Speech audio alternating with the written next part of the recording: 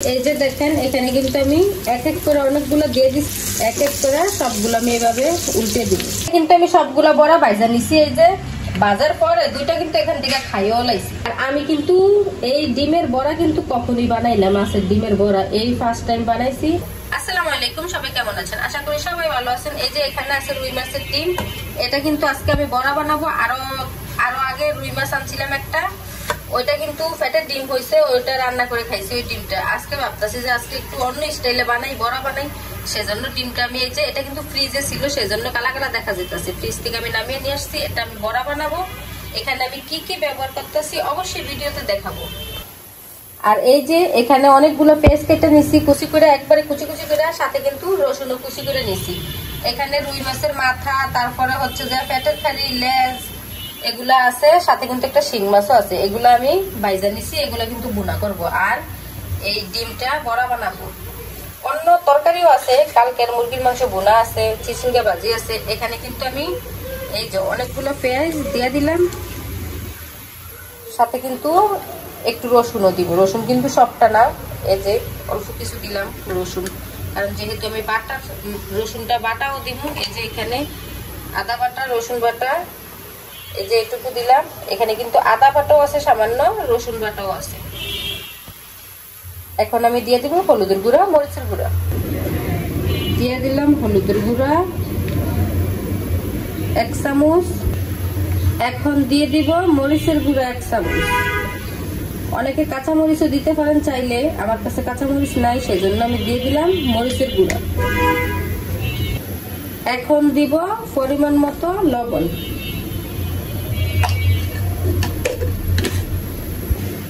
এখন কিন্তু দিয়ে দিব আমি এই যে ময়দা, এইটুকু পরিমাণ ময়দা দিয়ে দিব।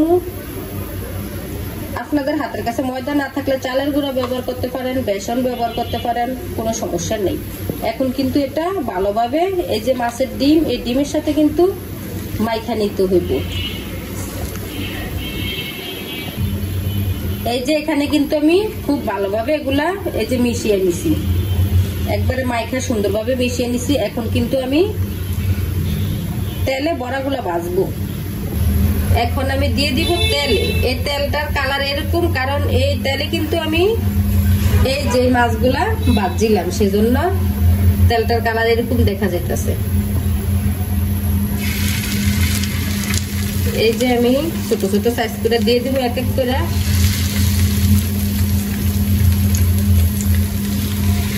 চামচ দিয়ে দিলে অবশ্য সুন্দর হইতো মনে হয় শেপটা। এই যে দেখেন এখানে কিন্তু আমি এক এক করে অনেকগুলো দিয়ে দিছি। আর এই যে একটার সাথে একটা লাগা যায় না এরকম, এগুলা কিন্তু যখন এক ফিট হয়ে যায় বাজার, তখন কিন্তু এগুলা এমনিতেই সুইটা যায়।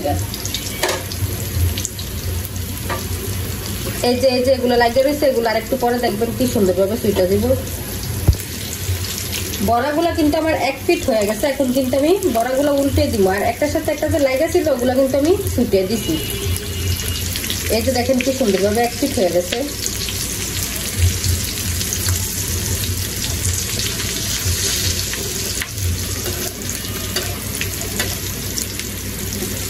এক এক করে সবগুলো আমি এভাবে উল্টে দিব।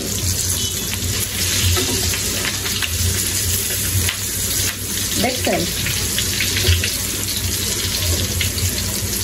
এখন কিন্তু একটাও একটার সাথে লাগা নাই, সবগুলো কিন্তু আলাদা আলাদা। বড়াগুলো কিন্তু খুব সুন্দরভাবে আমার ভাজা হয়ে গেছে। এখন কিন্তু আমি বড়াগুলো উঠে নিব। এই যে দেখেন দুনো পিঠি কিন্তু খুব সুন্দরভাবে ভাজা হয়েছে। এই যে দেখেন এখন আমি সবগুলা বড়া কিন্তু উঠে নেব। আপনারা চাইলে কিন্তু ধনিয়া পাতা দিতে পারেন, ধনিয়া পাতা দিলে গ্রামটা অনেক সুন্দর আসে। আমার কাছে ধনিয়া পাতা ছিল না, সেজন্য আমি দিতে পারি না। এখানে কিন্তু আমি সবগুলা বড়া ভাজা নিছি। এই যে বাজার পরে দুইটা কিন্তু এখান থেকে খাইও লাইছি। এই যে সবগুলা বড়া ভাজা নিছি। আর এখানে কিন্তু আমার মাছ বোনাটা করা হয়ে গেছে, মাছ বোনা করছি। আর কালকের কিন্তু এই যে এখানে চিচিঙ্গা ভাজি আছে, ডিম দিয়ে ভাজি করছিলাম, এটা কিন্তু কালকের। এই যে মুরগির মাংস বোনা একটু আছে, এটাও কিন্তু কালকের এই তরকারির সাথে মাছ বোনা।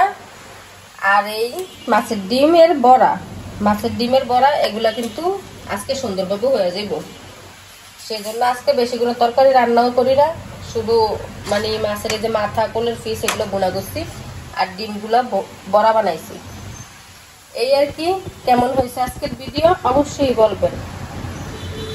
আর আমি কিন্তু এই ডিমের বড়া কিন্তু কখনোই বানাই না, মাছের ডিমের বড়া এই ফার্স্ট টাইম বানাইছি। ভুল ত্রুটি হলে অবশ্যই ক্ষমার দৃষ্টিতে দেখবেন, ভুল হইতেই পারে, মানুষ বলতেই ভুল আছে।